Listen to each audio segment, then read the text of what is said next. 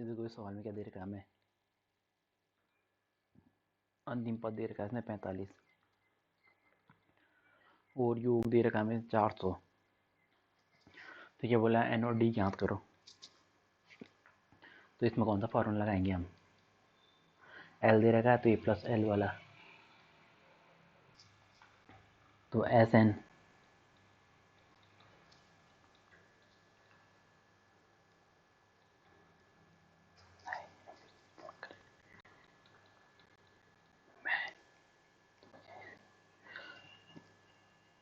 तो ये हो जाएगा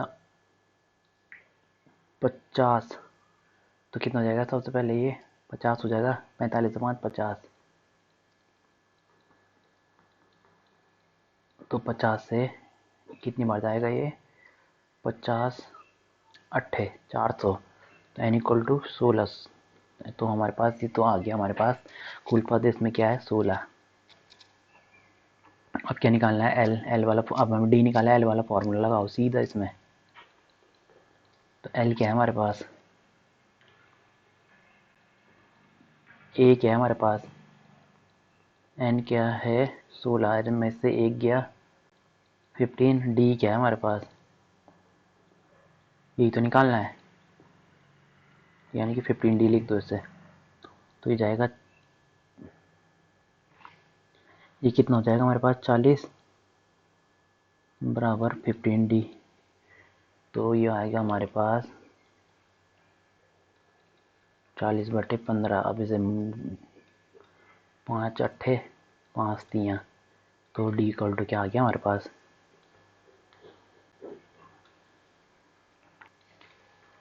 अब नेक्स्ट सवाल छठा। यदि कि समांतर श्रेणी के प्रथम और अंतिम पद क्रमशः ये हैं। तो प्रथम पद तो क्या दे रखा है इसने हमें 17 और अंतिम पद और डी की 9 दे रखा है। तो इसमें कितने पद हैं, तो क्या बोल रहा है एन ज्ञात करो और एस एन ज्ञात करो।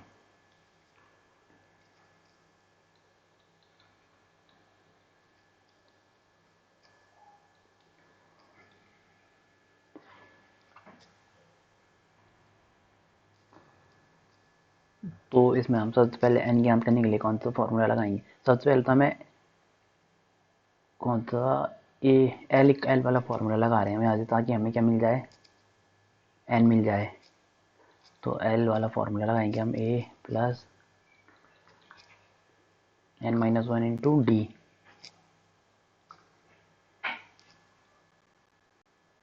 तो ये n-1 इंटू डी, तो एल है हमारे पास 350 और ए है 17। n-1 कितना है, डी कितना है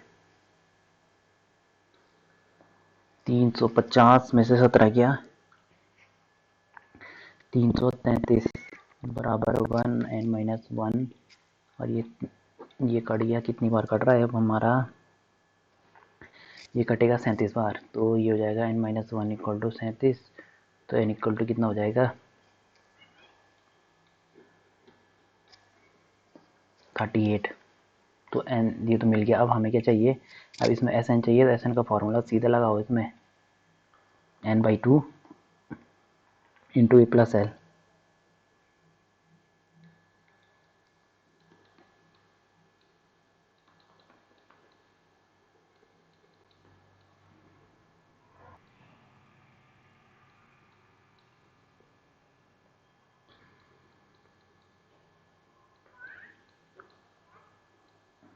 तो कितना हो जाएगा ये 19 गुणा 367।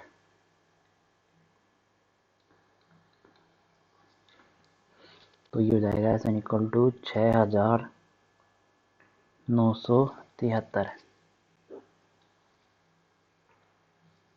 अब नेक्स्ट सवाल। प्रथम 22 पदों का योग कितना है। प्रथम 22 पदों का योग है हमारे पास, अच्छा ज्ञात करो, ये बोला है ज्ञात करो। डी इक्वल टू 7 और 22 पद। ए 22 कितना दे रखा है इसने 149। तो ए 22 का ही फॉर्मूला लगाओ सबसे पहले, ताकि हमें क्या मिल जाए यहाँ से, ताकि हमें ए मिले। ए 22 मिला तो ए 22 तो 22 पद क्या होगा, ए प्लस 21 डी। तो ये है हमारा 149, 21 और डी कितना है 7, तो कितना हो जाएगा 21 सत्ते 147, यानी कि 2 बचेगा।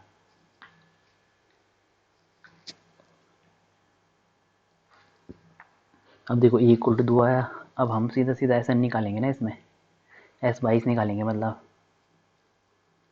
तो एस 22 इक्वल टू क्या होगा, एस 22 इक्वल टू होगा n/2 या s/2। तो n/2, n क्या है हमारे पास 22 तो है, n/22 पदों का योग।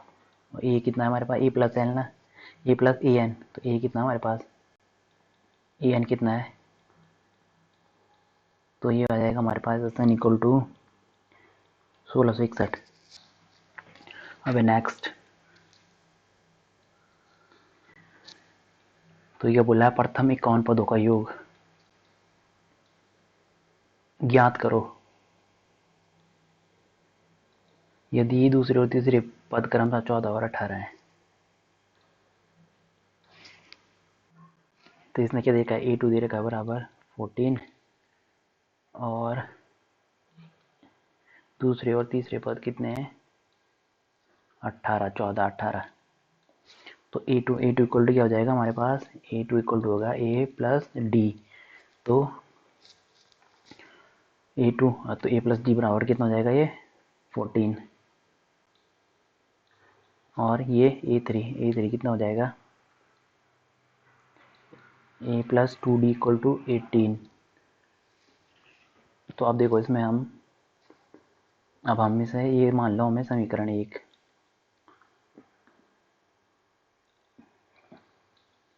ये कितना था,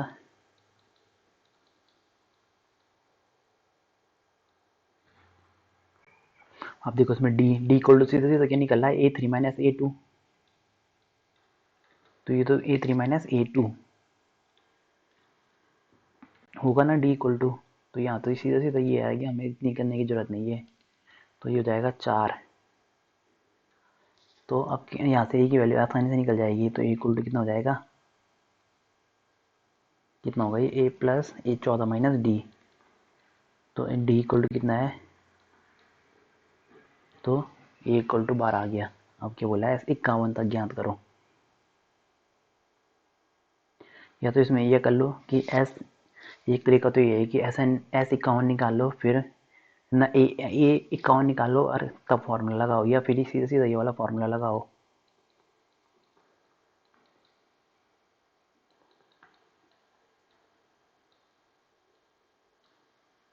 ये वाला फॉर्मूला।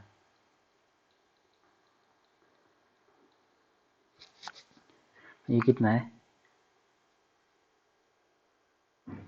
ये आया 12, एन कितना है 51 फॉर्मूला से 50 डी हो जाएगा ना, और डी कितना हमारे पास 54, 54 की 4 मतलब।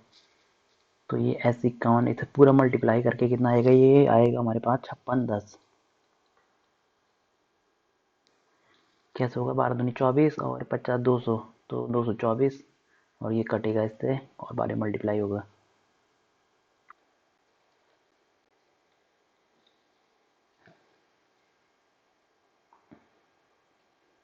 अब नवा सवाल, एपी के प्रथम 7 पदों का योग। एक इसने दे रखा है प्रथम 7 पदों का योग 49, प्रथम पद दे रखा है इसने 17 और प्रथम 17 पदों का योग दे रखा है, मतलब दो पद दो दे रखे हैं S7 और 17 पदों का योग, प्रथम 17 पदों का योग 290। तो इसके प्रथम n पदों का योग ज्ञात करो। अब क्या बोल रहा है कि n पदों का योग ज्ञात करो, यानी कि SN ये ज्ञात करना है हमें। ये दे रखे दो कंडीशन, तो SN दे रखा है इसमें हमें 290। तो SN का फॉर्मूला लगाओ सबसे पहले इसमें S7 वाला। तो S7 इक्वल टू क्या हो जाएगा 7/2 2a, कुछ नहीं दे रखा इसने हमें, और ये हो जाएगा 7 है तो ये हो जाएगा 6 2a प्लस n-1 × d, तो d हो जाएगा ये बराबर दे रखा है इसने 49।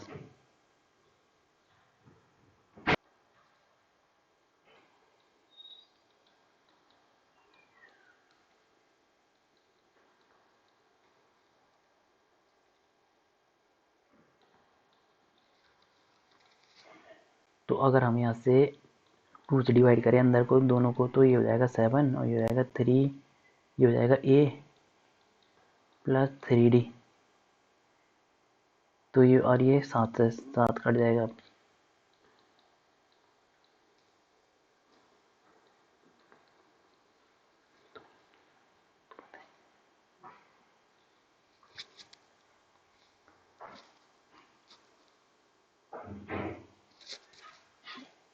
तो ये हो गया हमारे पास पहली समीकरण, ये बनी हमारे पास। अब हम इसमें फिर S17 वाला फॉर्मूला लगाएंगे। हमें S17 दे रखा है ना, तो 17/2 और ये कितना दे रखा है हमें 290, फिर होगा 2a + n-1 × d, तो ये दे रखा हमें 289 बराबर 17/2, ये है 17, 2a + n-1 × d, तो कितनी बार कट रहा है ये 17 बार ही कट रहा है, ये 17 दूनी 34 इधर बचा, और ये कितना हो जाएगा अब 2 से फिर तो 17 है ये, तो ये क्या हो जाएगा 16d, तो अब फिर 2 से अंदर मल्टीप्लाई भागा करो तो ये हो जाएगा 8d, तो ये जाएगा समीकरण 2।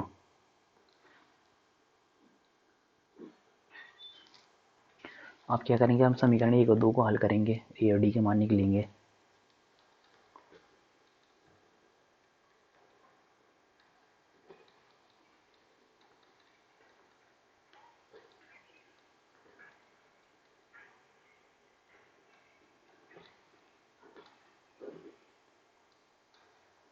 तो ये हो जाएगा ए से 1 कट जाएगा और 8 में से 3 गया 5d, और 34 में से 17 गया 27। यहाँ पे गड़बड़ होगी, ये तो 2 हमने अंदर ले लिया था, ये मल्टीप्लाई थोड़ा होगा, हमने या तो मल्टीप्लाई होगा या तो फिर अंदर मल्टीप्लाई या तो अंदर डिवाइड होगा, तो हमने तो इसे अंदर डिवाइड किया था इससे, तो यहाँ पे 17 था, तो ये क्या है हमारा 17। तो अब आ रहा है ये सही, तो 17 यहाँ पे था, ये तो ये वाली समीकरण है, और ये था 17, अब ये बचेगा 10, तो d = 2, तो a = क्या जाएगा,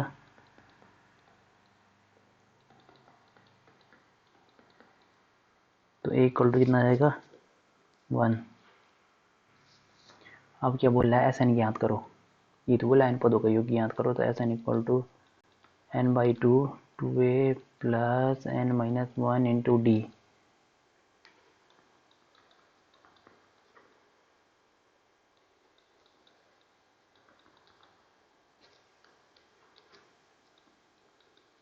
तो यही है हमारे पास s यानी कि n पदों का योग।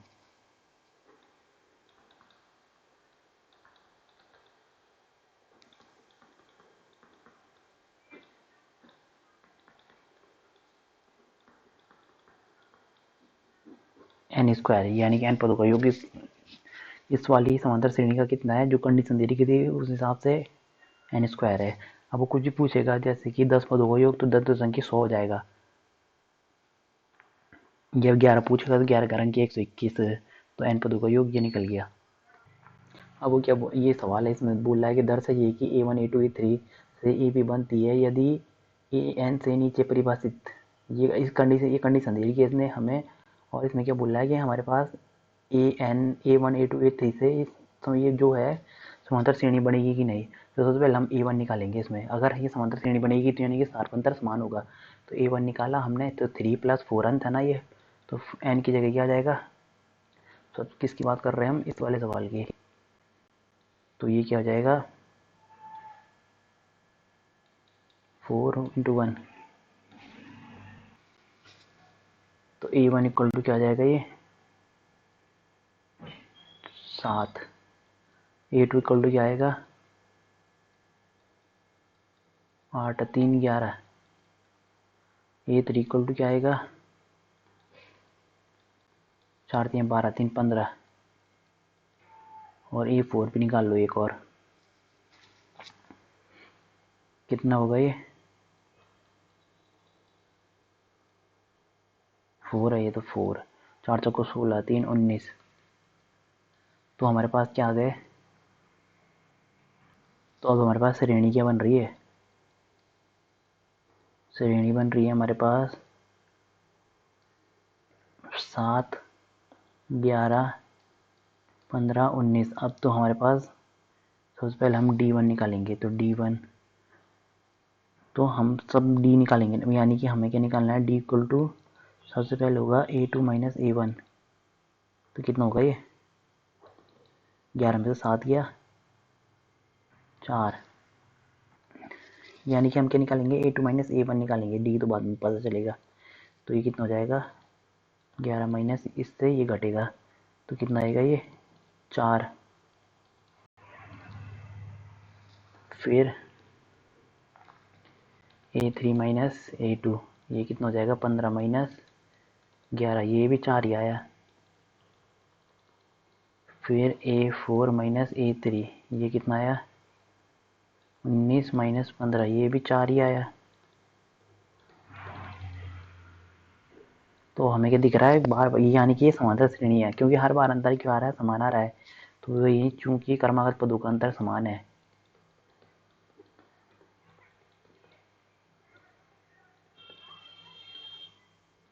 तो ये क्या है, क्रमागत पदों का अंतर समान है, तो ये क्या है AP है क्रमागत पद, यानी कि ये 11 15 15 19, तो ये क्या है समांतर श्रेणी है। अब क्या बोला, अगर समांतर श्रेणी है तो हमें क्या ज्ञात करना है, हमें ज्ञात करना है 15 पदों का योग, यानी कि S15 ज्ञात करना है। तो ये जाएगा 15 2A प्लस 14D, तो D, तो अब हमें क्या A तो मिल गया 17, A मिल गया 7, मतलब 2 गुणा 7 प्लस D कितना है 4। तो ये पूरा कैलकुलेशन करके हमारे पास कितना आएगा 525।